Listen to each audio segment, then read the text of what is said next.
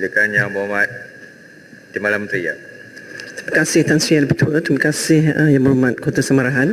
Tan Sri Yang Bertuah, saya memerlukan sedikit masa untuk menjawab soalan ini. Izinkan saya. Ya. Terima kasih. Tan Sri Yang Bertuah, Yang Berhormat, bagi menghadapi sebarang kemungkinan berlakunya bencana, khususnya banjir, status jawatan kuasa pengurusan bencana daerah adalah seperti berikut. Untuk memastikan JPBD ataupun Jawatan Kuasa Pengurusan Bencana Daerah berada pada tahap yang optimum, yang berbahagia, Tan Sri Ketua Setiausaha Negara akan mempengerusikan Task Force Persediaan Menghadapi Monsun Timur Laut 2022-2023. Mesyuarat Task Force ini akan diadakan secara berkala sehingga MTL bermula dan seterusnya. Seramai 76,336 pegawai dan anggota agensi tindak balas di semua peringkat, termasuk peringkat daerah, berada dalam keadaan siap siaga sepenuhnya. Semua aset berjumlah 22,622 meliputi darat, air, udara, perubatan dan lain-lain. Dari aspek pemantauan dan amaran awal, pihak Jabatan Pengairan dan Saliran JPS telah bersedia dengan 1,312 buah stesen telemetri hujan dan aras air, 526 buah siren amaran banjir dan 1,571 buah tolok lurus sedia serta 184 buah pam bergerak.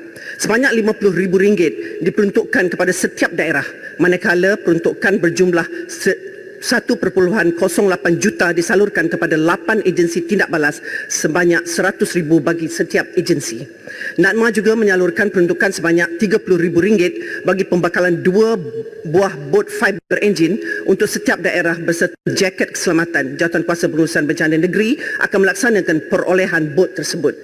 Bagi pengurusan mangsa Jabatan Kebajikan Masyarakat menyediakan sebanyak 6,010 buah pusat pemindahan sementara PPS di seluruh negara untuk menempatkan seramai 1,620,855 orang mangsa yang dijangka.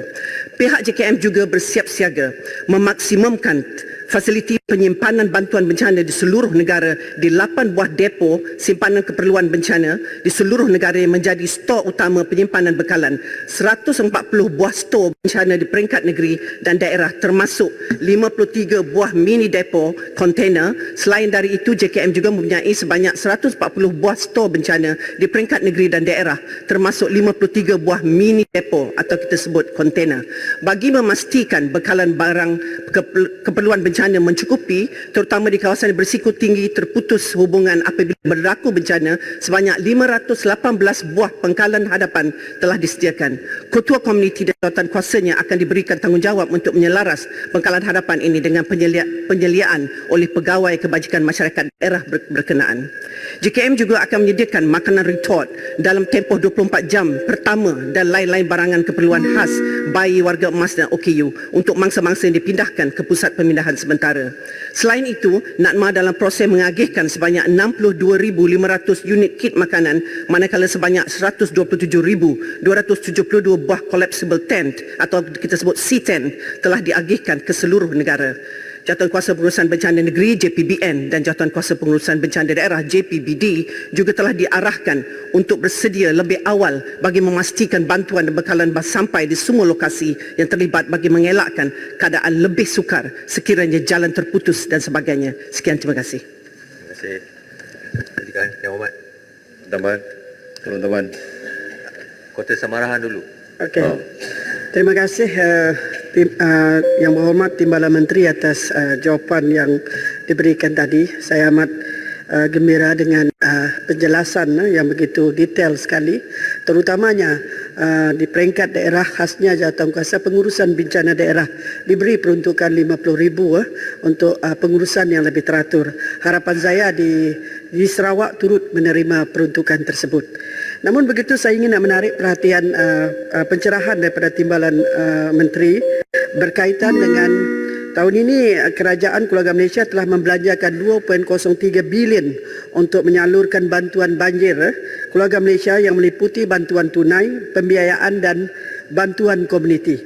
Jadi soalan tambahan saya, adakah pihak kerajaan telah merangka pemberian bantuan yang sama untuk menghadapi keberangkalian banjir yang dijangka berlaku pada hujung tahun ini Dan adakah kerajaan bercadang untuk memperkenalkan skim perkhidmatan tambahan susulan kepada mangsa-mangsa banjir seperti bantuan baik pulih rumah yang rosak, skim diskaun pembelian perabot dan bantuan khairat termasuk di Sarawak, memandangkan kawasan-kawasan banjir dan mangsa-mangsa yang banjir hampir setiap tahun orang yang sama, dan mereka sebenarnya mengalami kerugian yang besar setiap tahun.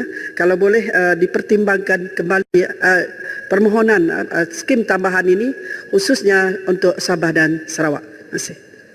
Silakan. Yang Terima Hormat. kasih Tan Sri Ketua. Terima kasih Yang Berhormat Kota Samarahan.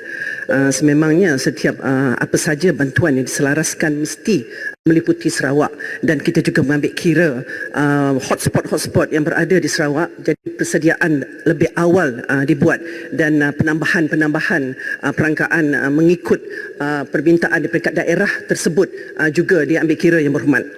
Bagi menzahirkan keprihatinan kerajaan terhadap mangsa-mangsa bencana banjir termasuk berada di Sarawak, kerajaan sebagaimana kebiasaan memberi bantuan wang ihsan sejumlah RM1,000 kepada setiap ketua isi rumah, Yang Berhormat, yang terjejas untuk membantu meringankan beban mangsa.